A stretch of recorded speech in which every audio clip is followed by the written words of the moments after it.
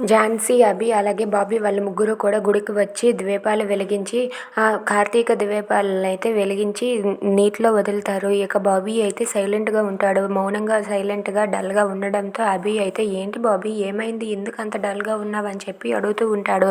దాంతో అక్కడ ఉన్న బాబీ అయితే గుడికి మనతో పాటు అమ్మాయి మేడం కూడా వచ్చి ఉంటే బాగుండేది కదా, కానీ అమ్మాయి మేడం రాలేదని చెప్పి బాబీ అంటాడు. దాంతో ఝాన్సీ అయితే చాలా కోపంతో రగిలిపోతుంది. ఇంతలో అక్కడికి స్వర కూడా కార్తీక దీపాలు వెలిగించడం కోసం అని చెప్పి గుడికి వస్తుంది. అది చూసి బాబీ అయితే చాలా హ్యాపీగా ఫీల్ అవుతాడు.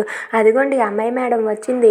అమ్మాయి మేడం రాగానే అది చూసి ఝాన్సీ అయితే మనం సరదాగా ఉండడం తనకి నచ్చదు కదా అభి, అందుకే వచ్చి ఉంటుంది కుళ్ళుకొని అని చెప్పి ఝాన్సీ అంటుంది. ఏంటి నువ్వు ఎక్కువ చేస్తున్నావు, నువ్వు రావే, నీకు కోనేట్లో తోసేస్తే నీ పీడ విరగడైపోతుంది, నిన్ను తోసేస్తానుండు అని చెప్పి ఝాన్సీ తన మనసులో అనుకుంటుంది. ఇక స్వర కూడా దీపాలు వెలిగించడానికి గుడికి అయితే వస్తుంది. If you like this video please like, share and subscribe. Thanks for watching.